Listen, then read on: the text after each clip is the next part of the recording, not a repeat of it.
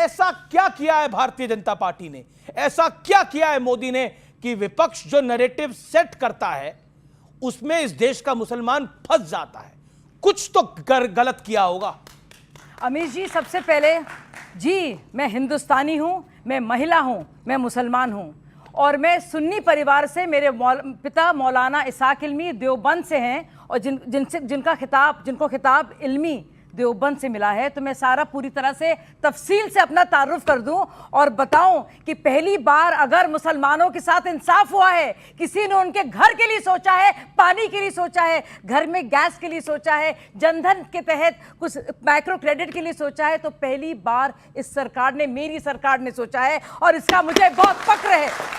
मुसलमान सियासी गुलाम नहीं है, मुसलमान बंधुआ मजदूर नहीं है, मुसलमान किसी एक पार्टी के लिए वोट जिहाद करने नहीं आया है। मुसलमान इस देश का बराबर का हकदार है, स्टेक होल्डर है और बराबर का निवासी है। कब तक उसे डरा धमकाकर उससे वोट छीने जाएंगे, मुसलमान बर्दाश्त नहीं करेगा। बराबर का हकदार है और वो रहेगा। और आपने बताई सारी स्कीमें और आप देखिए कितनी क्या है आबादी, 14 से 15% पूरे देश की आबादी में, और आपने देखा कितने लाभार्थी हैं, 30%, 31%, 36%। तो आप देख सकते हैं कि एक भी मुसलमान ने आज तक नहीं कहा है कि मोदी सरकार में हमारे साथ कोई पक्षपात हुआ है।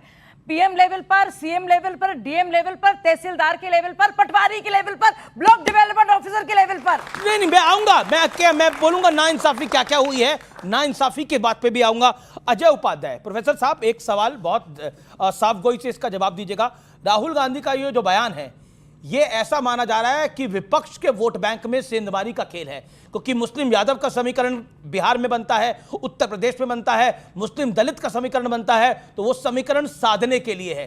क्या इस देश के मुसलमानों को हर बार ये डराया जाएगा, गुजरात से लेकर देश तक, डर जाओ मोदी आ जाएगा? अब तो मोदी 25 साल से सक्रिय राजनीति में है, कभी सीएम तो कभी पीएम, कुछ नहीं हुआ इस देश के मुसलमान को। आपने बड़ी अच्छी शुरुआत की है कि कोई नहीं सगा जिसे मोदी जी ने नहीं ठगा।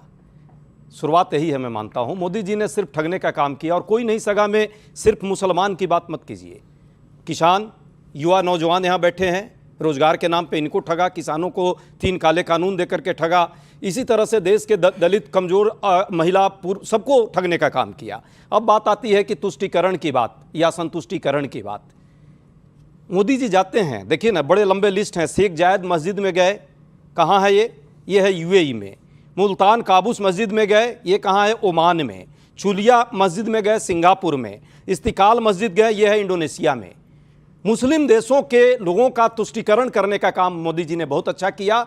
पर इस देश के अंदर जब मुसलमानों की बात आएगी तो मुसलमानों के साथ क्या व्यवहार होता है?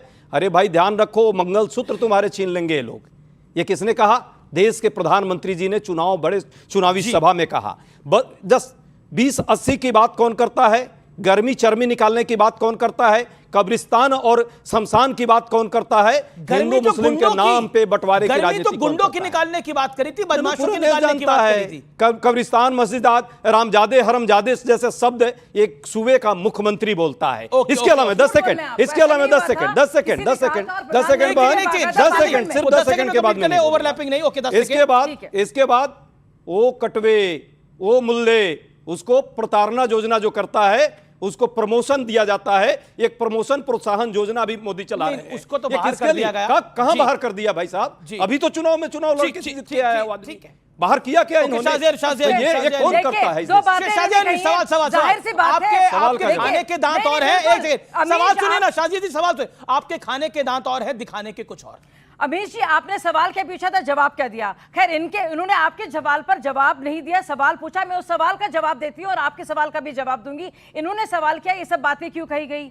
अगर मैं सुनाना शुरू कर दूं कि क्या क्या बातें हुई हैं तो बहुत लंबी बात निकलेगी। जिस शख्स ने कहा, जो उन्होंने बहुत ही आपत्तिजनक शब्द कहा है, उसके लिए बाकायदा रक्षा मंत्री ने माफी मांगी और कहा यह बिल नाकाबिले मंजूर है। जो पहली बात उन्होंने कही थी वो दरअसल किसी सीएम ने नहीं कही थी, एक सांसद ने कही थी। उसके लिए प्राइम मिनिस्टर ने खुद संसद में माफी मांगी है और हम सब ने सुनी है, तो झूठ ना बोला जाए। अब मेरा सवाल यह है कि भाई कितना बेवकूफ बनाओगे?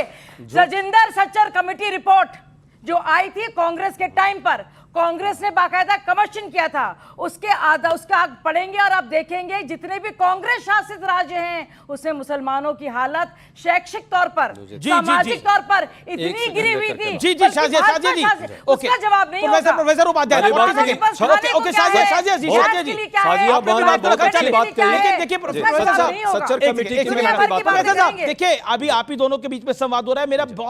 मेरा पहले भी मेरा प्रश्न था, आप मोदी से मुसलमानों को, बीजेपी से मुसलमानों को कब तक डराइएगा? कोई